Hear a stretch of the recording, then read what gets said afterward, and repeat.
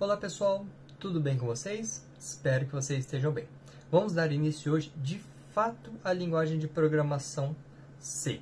Bom, vamos começar com uma introdução para começar a entender o que é o computador, o que é a programação em si. Bom, vamos começar. Bom, temos o quê? Que entender o que é um computador. Então, o computador nada mais é do que um dispositivo capaz de realizar operações lógicas, ou seja, adição, subtração, multiplicação e divisão. Ok? É uma máquina eletrônica que, ao receber dados, submete os mesmos a um conjunto de operações lógicas pré-determinadas, ou seja, o programa, e fornece o resultado dessas operações. Então, nós temos que o computador é o quê? É uma máquina onde nós vamos inserir dados através dos nossos dispositivos de entrada, ou seja, nossos inputs. Então, nós temos o teclado, o mouse, e nós fornecemos dados para o computador. O computador vai pegar esses dados, realizar a rotina que nós definimos no programa, ou seja, nós queremos que ele faça o quê? Vamos escrever aqui no teclado 2 e 4. Eu quero que se some esses números. Então, o computador vai realizar essa operação lógica e vai devolver o que nós queremos. Nós queremos a resposta disso. Então, ele vai devolver essa resposta na nossa saída, ou seja, nos nossos outputs.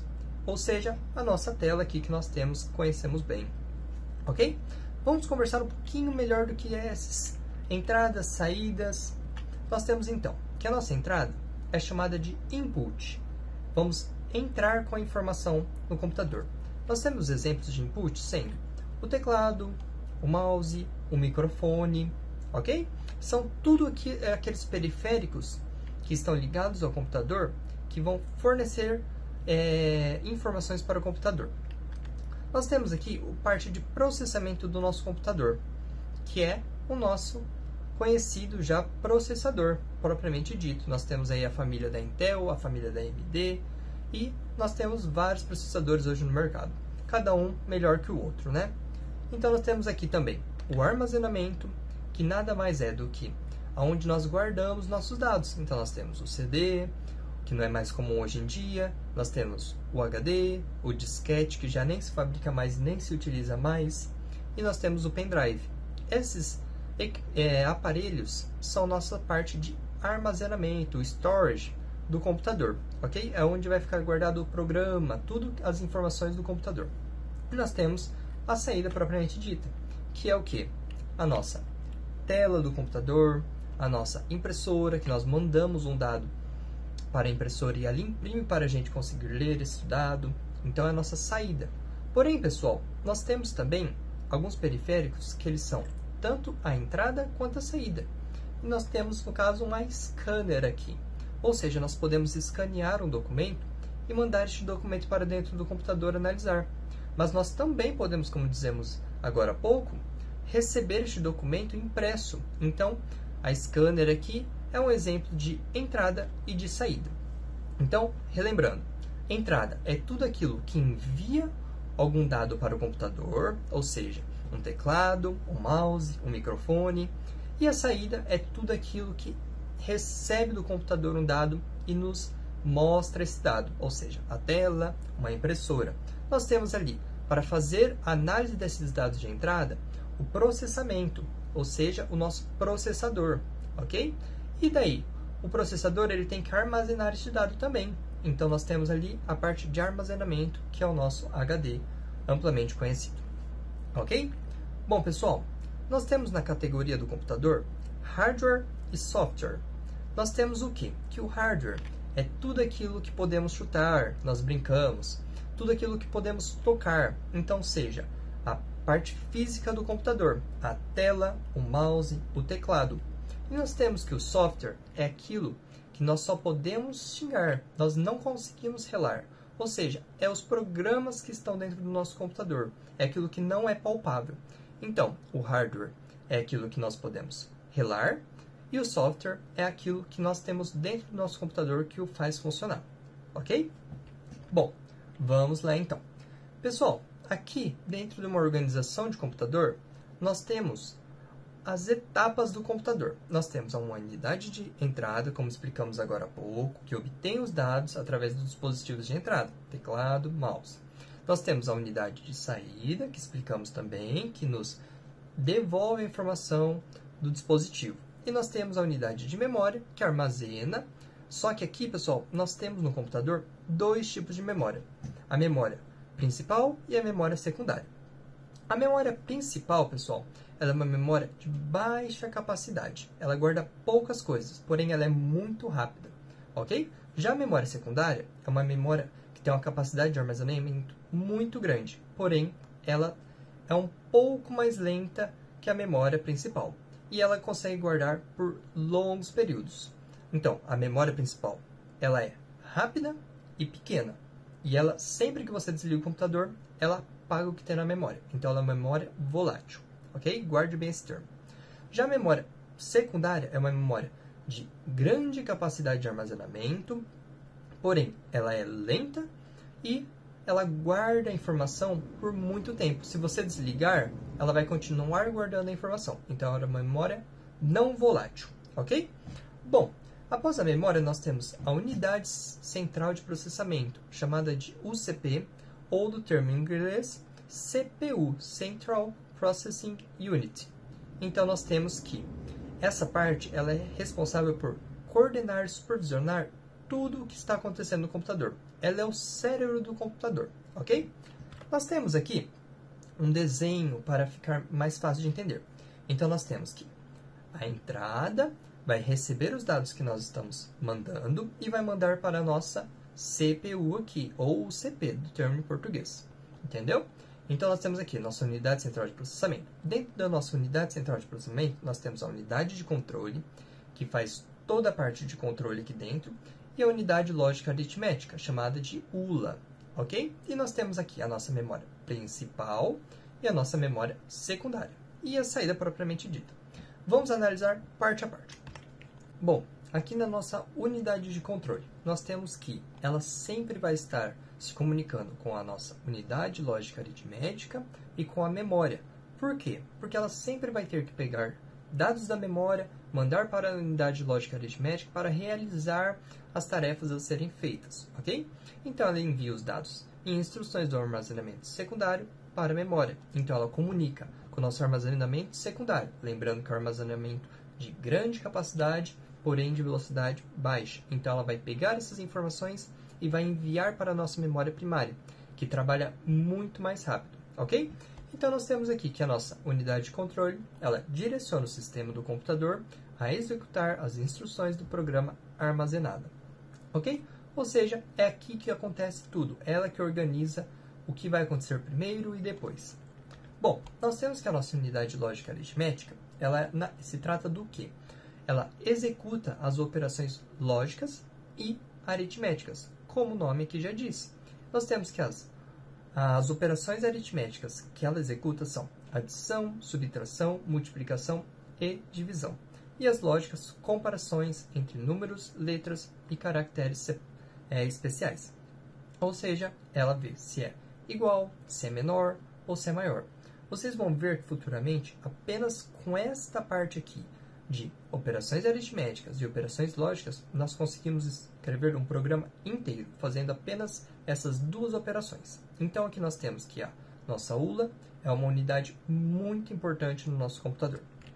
Nós temos o armazenamento secundário, que, como nós falamos anteriormente, é uma memória de grande capacidade de armazenamento, porém, a velocidade de resposta dela é baixa e o armazenamento é de longo prazo. Então, nós temos aqui como benefício armazenamento de grande quantidade e armazenamento de longo prazo. Porém, ela é uma memória de baixa velocidade. Já a memória principal aqui é uma memória muito pequena, porém ela trabalha muito rapidamente e o armazenamento dela é temporário. Assim que você desligar, ela vai apagar. Ok? Então, vamos lá. Nós temos aqui uma relação entre a CPU e a memória. Ou seja, a CPU ela só processa dados que estão na memória, na nossa memória principal, ok? Então, os dados devem estar na memória para ser processados e a unidade recupera os dados do disco e transfere para a memória. Ou seja, nós queremos abrir um programa. Nós vamos ter que pegar essas informações lá no programa, na memória secundária. Pegar esses dados e mandar para a nossa memória primária. Porém, pessoal, olha aqui esse dado importantíssimo. Os dados e instruções só ficam na memória enquanto o programa estiver ativo ou até que seja enviado para o dispositivo de saída. Então, todos os programas que nós formos abrir, ele vai ter que ir lá na nossa memória secundária, pegar os dados e transferir para a memória principal. Isso ocorre para que haja um melhor aproveitamento do computador, ou seja, nossa memória principal ela trabalha muito mais rápido do que nossa memória secundária. E assim, nós temos uma melhor eficiência. Porém, como nossa memória principal é muito pequena, nós temos que os ocorrentes casos do computador travando. Por quê? Nossa memória é muito pequena. E daí vamos imaginar que você abra muitas coisas. Pessoal, as instruções aqui, elas ficam na memória até que você feche o programa. Então você está escrevendo muitas instruções naquela memória. E ela é pequena, então vai chegar uma hora que ela não vai caber mais. E vai começar a travar. Por isso que nós temos o computador travando quando abre muitas coisas, ok? Bom, agora pessoal, o que nós queremos dizer com armazenamento secundário e a memória aqui primária? Bom, nós conhecemos bem o nome. Nós temos que o armazenamento secundário é o nosso HD, é um disco aqui que guarda nossas informações. Tem uma grande capacidade, porém ele é lento. E a nossa memória principal é a nossa memória RAM, ok? Então, se você pesquisar na internet computadores, você vai ver que o HD geralmente é em gigas, em terabytes. Porém, a nossa memória, você vai encontrar que ela é de 8 GB, 16 GB do computador total. Então, olha a diferença que nós temos aqui de tamanho, ok? Porém, como o HD ele é muito lento e nossa memória aqui trabalha muito rápida, nós tínhamos que a nossa parte aqui da CPU estava trabalhando muito rápido, muito rápido. Porém, o nosso HD era devagar. Então, quando a gente tinha que buscar uma informação, nosso computador perdia eficiência, porque aqui era muito rápido o nosso núcleo. Porém, nosso HD era devagar, então nós perdíamos eficiência. Por isso que está virando mais comum nós termos o SSD, pessoal, que é a mesma coisa que o HD, porém, ele trabalha de maneira muito mais rápida que o HD. Então, nós tínhamos antigamente um gargalo aqui de informações, ou seja, nós tínhamos aqui uma alta demanda, querendo muitos dados muito rápido. Porém, aqui no HD nós mandávamos dados devagar, então nós perdíamos eficiência. Por isso que quando nós colocamos um SSD, nós temos uma eficiência de velocidade de processamento do nosso computador, ok? Bom, pessoal, nós temos o que? A memória RAM e a nossa memória ROM. A memória RAM, como eu expliquei atrasmente, é a nossa memória principal. Ela é conhecida como memória de acesso aleatório. E a nossa memória ROM, que nós usávamos mais comumente no passado, é a nossa memória somente de leitura. Ou seja, o que vem gravado dela de fábrica vai ficar ali e a gente não consegue regravar, ok? Porém, nós temos aqui que a memória RAM ela é uma memória de acesso aleatório, ou seja, nós podemos acessar qualquer posições de dados tão rapidamente como qualquer outra. Nós podemos acessar a posição 2 tão rápido quanto a posição 20.000. Então, pessoal, nós temos aqui que qualquer posição de memória nós vamos acessar tão rápido como qualquer outra, ok? Já a nossa memória ROM, nós temos que é uma memória somente de leitura. Ela não pode ser alterada pelo usuário, ou seja, por nós, e ela é uma memória não volátil, ou seja, ela não apaga após desligar o computador ou faltar energia, ok? Nós temos também a memória PROM. É uma memória programável apenas uma vez após a fabricação, ou seja, você vai receber a memória, consegue programar ela, porém, se você errar o código ou precisar apagar, não tem mais como. Ok, pessoal? E nós temos a memória EPROM, que é uma memória programável e apagável através de luz ultravioleta. Então, nós temos aqui que a memória ROM é uma memória que somente de leitura. Ela vem de fábrica e ela fica daquele jeito. A PROM é uma memória que ela vem de fábrica, nós conseguimos colocar um programa ali e tem que dar certo, hein? Se der errado, nós temos que comprar outra. E nós temos a memória EPROM, que é uma memória que ela é programável e apagável através de luz ultravioleta. Então, nós conseguimos apagar. O benefício aqui da nossa memória ROM é que ela não é volátil, como dito aqui. Ou seja, se faltar energia, não vai apagar o dado que estava lá. Ok? Bom, pessoal, vamos falar um pouquinho das linguagens, que é bem importante. Nós ouvimos falar muito disso, linguagens compiladas e linguagens interpretadas. Pessoal, a linguagem compilada, ela vem do termo compilar, que é passar a ideia de converter um objeto em outro. Ou seja, quando nós temos um código ali, nós escrevemos o código e compilamos ele. Nós vamos gerar um executável, ou seja, um programa que nós apenas precisamos clicar nele para abrir. Então, nós não vamos precisar mais do código que tínhamos escrito, porque nós só precisamos agora do executável. Então, nosso código passou de um programa para... do código para um programa. Então, nós temos ali a criação deste novo executável. Ok? Nós temos aqui que as interpretadas, elas são o quê? São interpretadas por meio de um programa chamado interpretador, que irá converter nosso código para a linguagem de máquina. Contudo, este processo irá ocorrer aos poucos, pois a interpretação irá realizar a conversão analisando linha por linha, e não o programa inteiro, diferente do que ocorre com o compilador. Então aqui, nós já podemos ver uma diferença grande. O compilador, ele compila o código de uma vez inteira. Já o interpretador, ele vai literalmente interpretando o código, ele vai linha a linha, ok? Então nós temos aqui que as vantagens do compilador e das interpretadas são: os compiladores, o cliente não tem acesso ao nosso código-fonte. Como eu disse, nós geramos um executável, então nós podemos enviar para o cliente o programa só através desse executável. Então ele não vai conseguir modificar o nosso código, modificar o programa, ok? A performance é superior, porque nós não precisamos mais compilar novamente, o programa está feito, é apenas abrir ele.